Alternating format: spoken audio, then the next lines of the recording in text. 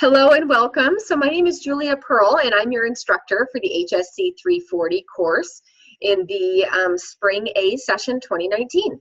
So this is a kind of like an informational session where I'm going to be talking about the Behavior Change Project Part 1 and Part 2. And we have a couple people on the line. I have them actually muted and have the video off just so it's not too distracting. But if they have any questions, they might interject by either unmuting themselves or they might type it in the chat box, and then I'll make sure to cover that question. So also because of the distraction with the video, I'm going to actually take myself off the video in just a moment. I just wanted to say hi and introduce myself and also apologize because I'm getting over a little something, so I'm hoping that I'm not going to start coughing while I'm doing this video with everyone. This is going to be posted on Blackboard once the recording gets uploaded, and so that everybody has a chance to watch it. And if you have any questions though after watching it, feel free to reach out to me in the course messages. That's right here. You can reach out in the course messages and you just create a message like this, and then you choose my name right here. And that will be a private message if you want to send me a message. And right here, just go like that. And then you can put in the title whatever it is that you want and press submit. Or if you have something that you don't mind the group seeing, or you think other people could benefit from hearing it, then you would put it in the hallway by creating a thread and then putting the subject line right here and pressing submit. Okay, so all right, with that being said, I'm going to go ahead and turn off the video. Okay guys, all right, so let's go ahead and dive in and look at what we've got going on. First of all, everybody is doing just a fantastic job in this course. Good job. I'm really looking forward to working with all of you. I think that, as you probably can tell, this is a very introspective course. It's an opportunity to really think through what's important to you, think about your priorities, think about your wellness, think about your just overall your life, your purpose, all of it. So a lot of times people really like this class because it allows them to kind of think deeper about themselves. And this project in particular is very important because you are going to be going through a behavior change process similar to what you will be asking your clients, patients, or customers to do whenever you're working in the field. So some of you are going into wellness coaching, so you will be doing something like this directly, but other people might be doing things just within healthcare. Maybe within a provider role or other types of nursing or physical therapy, occupational therapy, all different types of options. And that this is something that you can definitely utilize within that scope as well. And then also just personally working with friends and family just gives us a bigger understanding and empathy on how it can be very challenging to make a behavior change. So we're going through that, pardon me, ourselves. All right. So as you can see in week 1, we had that initial assignment, the behavior change template, and that right there, I've got these things open. This one had you, think this through, introducing yourself, thinking about what's important to you, your self-care hierarchy, and then at the end, you put in here, based on this assignment, think about a behavior you're ready to change. What's one behavior that will help you feel a greater sense of well-being in your life, and then put that into a SMART goal, a specific, measurable, attainable, realistic, and time-oriented goal that you can then monitor for this project. Okay, so that was the first assignment. Those will be graded by Sunday, a 7-day turnaround. And then the second one that's due this week, that one, here goes a little bit more in depth, right? So that's going to go a little bit more in depth, talking about, again, kind of what behavior change and what's important to you and so forth. And then you also different beliefs and how beliefs impact your ability to do things. And then same thing. So now based on your Commit to Be Well wheel, which that is this document that's also in the assignment, okay? So based on this, when you realized kind of how well you're rolling through life. So you put the numbers on here where you are in each of these different categories, and then you connect all the dots and see how well you're rolling through life, so to speak. So after you've You know, listen to commit to be well wheel, your self-care hierarchy, your history would change, behavioral cycles, seeing self-care as a gift, exploring some of the beliefs that might get in the way, giving yourself permission to take care of yourself. You may have decided that the behavior you want to change in assignment 1 is different. You may want to change it. And that's okay. You can change it on this assignment if you want to do one differently now that you, maybe also that you've listened to this recording. Maybe you realize, wait, actually, I want to do something a little bit different. That is okay. So for the assignment due this week, if you want to change your behavior, you can, okay? So that's the one that's due on Sunday. If you want to change the behavior, you can. All right, so I found those assignments obviously in Module 1, right here, which you guys already know because you already submitted it. And then in Module 2 was the other one. That's the one you're working on this week. But Module 3, so we're going to be talking about the Behavior Change Project, Part 1 and 2, which is in Module 3, okay? So if you scroll all the way down, here is the assignment instructions, okay? So if you click this, this is the tools that you can utilize to track your behavior. So you don't have to use, pardon me, you don't have to use one of these, but a lot of people do, okay? So these are the different tools you could use to track your behavior. Let's say you want to work on getting better sleep, or you want to start doing meditation, or you want to work with time management, or you want to work with your food choices, so forth, okay? So here are different apps people have used to help track their behavior. So this first one, as it says here, your initial observation week is your 7-day baseline of where you are right now with this behavior, okay? So you're going to look at assignments, that behavior change template, and the cycles of behavior, the ones we just looked at. You're going to look at those, describe your specific behavior you determined that you're going to focus on for the project. That's step 1.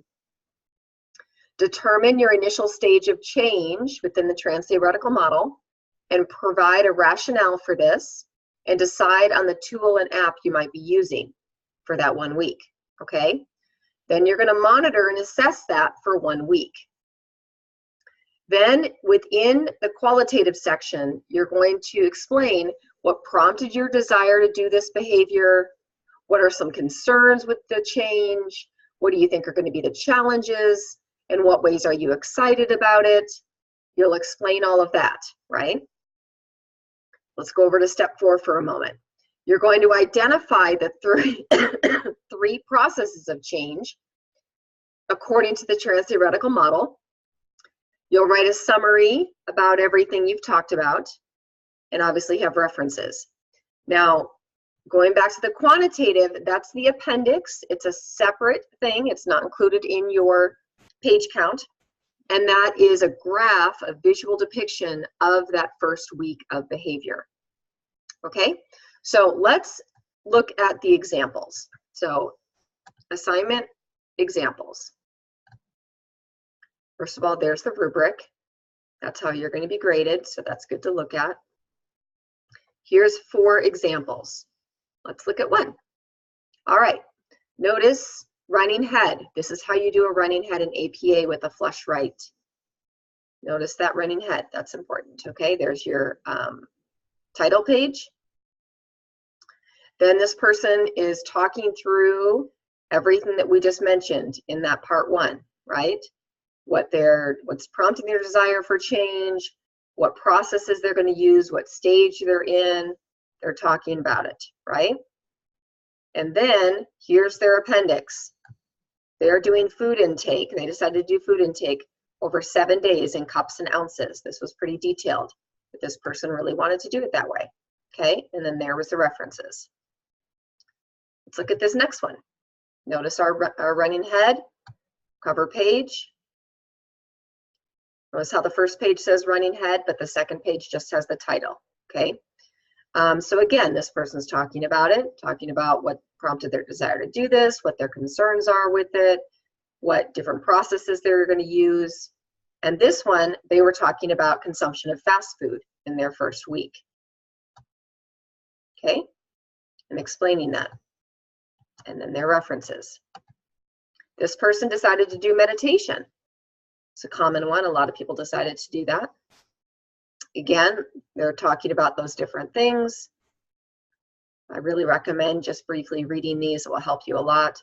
And then this person did two different things. That was kind of cool. They created a little emotional state legend, which was helpful for them. And then they did their actual days, you know, in the time they spent meditating. That's a great visual. So think of this. If you're working with a client, patient, or customer, and they're just talking to you about how they did, see, they used Pacifica, by the way, how they are doing on their behavior change, that's kind of the qualitative, right? But the quantitative would be a visual that they could show you. That's a really good bird's eye view of how they're doing, right? And it can be helpful for them too. And then this person did self-control. So again, it looks like they did MyFitnessPal. And this one was just daily caloric intake. Okay, and then that one, yeah, so they use MyFitnessPal. Okay, so you can see in that assignment example. Now let me just show you just one of them. Won't open up all of them. For the Behavior Change Project Part 2, just so you can see where we're going with Part 2. Part 2 is going to be then 14 days of the change, 14 days implementing the change. So now you're going to have 21 days of tracking. This is that one that we just looked at right now, the caloric intake one. This guy, okay? So that was this one. Now you can see 21 days of that caloric intake. And he actually even put it down into the weekly caloric per week, which was really valuable there. Okay, so that's where you're going with it. You're going to then end up tracking 3 weeks total. Your first week is your baseline measure. Your first week is your baseline measure. And then here is how your rubric. Okay, there's the rubric explaining how to do the assignment or how you're going to be graded on the assignment. Let's see, just want to, if you are not familiar with it, I highly recommend using Grammarly, Grammarly.com. This is a great free thing that you can utilize that will allow you, you can add it to Chrome, it's free, and it's more than a spelling, it's more than just a spell check. It's beyond a spell check. It literally will help you with grammar. So I highly recommend using this. And the expectation is that you are using it, so you will be graded on grammar and spelling, because there's a lot of things out there to help you with grammar and spelling. Plus, just having a friend read your paper will really help you as well. Let's see. So I did talk about those. Notice how it's in Times New Roman 12 font and 1-inch margins. The graph is demonstrating your progress. Just got some notes here for myself. Remember, you're going to end up doing 3 weeks of tracking.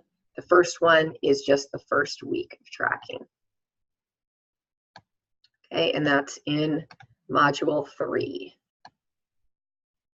Right in here, and it explains the process. So for those of you on the line, do you have any questions? Do you want to put it in the chat box or unmute yourself and ask any questions you have about what I've covered so far? Or maybe just let me know that makes sense or I got it, just so I can hear from you. You can put it in the chat box or just unmute yourself. Okay, all good? Rachel says all good. All makes sense, Dean? Okay, great. Okay, perfect. Those are the main things I wanted to cover. Oh, I know what it was. The other thing is, notice the processes of change in trans-theoretical model. So this might be, you might still be learning this, and that's okay. That's what this class is about, right? Well, let me show you what I've done here in Module 6. This is going to be for that behavior, for the video that you're going to be doing, right? So the video coaching session.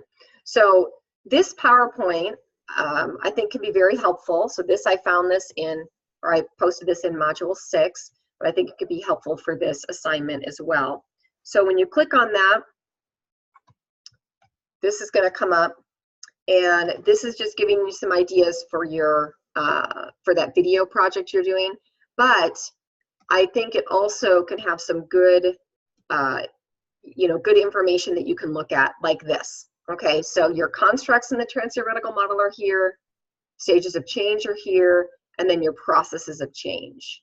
So you're going to use one of the, well, you're going to explain what 3 processes of change you're using to help you get from whatever stage you're in your, so you're probably going to be in contemplation or preparation, right? Because you're thinking about making this change. It's not going to be pre-contemplation, because otherwise you wouldn't even be thinking about it, right? So you could maybe be in action, but for the most part, if you're doing this as a behavior change, you're probably in one of those 2, right? So then what's going to help you move into the making the change? That's where you're going to highlight one of these processes. Okay, so you're going to highlight one of these processes of how you're going to make that change. This is another good visual on the stages of change. This is also when you're thinking about answering some of those questions. This is your decisional balance, your discrepancy table, which I think this is another good visual. If you're working with clients, you have them thinking about what's something good that could come from not taking the action or making the change. There's a reason why they're not changing, right? There's a reason why they're not making the change. So this is a good box to fill out. Think about what is it that you're getting of value by not making the change. And then of course, what's the value of making the change? Okay, so those are some of the things on your decisional balance. Here's the different, again, this is a good approach to take within each stage. And then this also shows you within each stage what processes you're usually using. It's not always, but usually. It talks about motivational interviewing, so you can kind of go through some of these. This is going to be more helpful when it comes time for you to do the other assignment. But I found that in Module 6, and a lot of people found that PowerPoint helpful with this assignment. Okay, well, those are the main things that I wanted to cover about the Behavior Change Project Part 1 and Part 2. And going back to the schedule, again, this is going to be building on the assignment that is due on Sunday, but also this assignment is just a 5-point, making sure you understand this project. So watching this video, hopefully you do understand, but if you still have questions, feel free to reach out to me on the course messages. And then obviously the Behavior Change Project Part 1 is due next week, that following Sunday. Okay. All right, guys, so that's it. If you have any other questions, like I said, feel free to reach out to me. Any other questions for those of you on the line? I didn't have any other, I had one person actually that was asking a question about, like, for example, could she do, okay, good, thanks for letting me know. Could she do like spending more time with her kids as a behavior change? So that's a great one. It's a great one, right? That's really important to her, that she wants to spend more time with them. So you want to think about now, how can you qualitatively and quantitatively measure that? Is that going to be in minutes per day? And where are you right now? So it might be something where she's tracking that behavior for the first week. How many minutes in the day is she spending with her kids? Or is that, does she want to highlight quality over quantity? Maybe it's being present and mindful with her kids. Maybe that is where, if you're doing that, then it has a certain color, right? Remember, like the this guy here. So maybe you have it color coded. So it's not just the time with them, but maybe the actual present moment, really listening, having eye contact, being conscientious of what they're saying. That can be very valuable, right? More than just kind of time, like what would constitute, quote, spending time with them. So just think about some of those things. But I love that you guys are thinking it through, and this could be a really fun project. Have a wonderful time with it. It should be, like I said, usually a pretty introspective experience, and also helps us understand how to help others going through behavior change. So, all right, guys, have a wonderful rest of your week. Feel free to reach out if you have any other questions. I'm going to go ahead and stop the recording now, and I look forward to continue to work with you in this class.